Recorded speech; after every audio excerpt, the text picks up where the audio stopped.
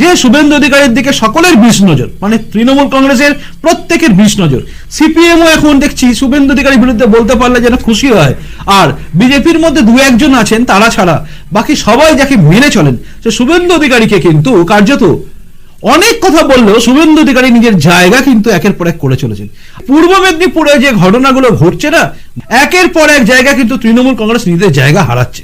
পূর্ব মেদিনীপুরের চণ্ডীপুর বিধানসভার অন্তর্গত ভগবানপুর ব্লকের ঝাঁঝরা সমবায় কৃষি উন্নয়ন সমিতির নির্বাচন হয়েছিল এবং সেই নির্বাচনে 9টার মধ্যে 9টায় জিতেছে কিন্তু বিজেপি, এবং সেখানে কার্যত তৃণমূলকে সাফ করে দিয়েছে বিজেপি।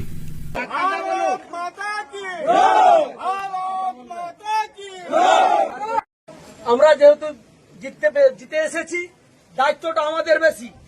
আমাদের যেমন সমিতির ভিতরে কাজ করার দায়িত্ব, তেমনি শান্তি শৃঙ্খলা বজায় রাখার দায়িত্ব সব আমাদের।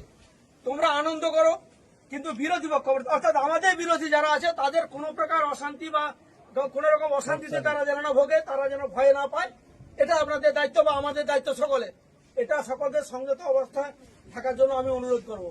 এই জয় আমার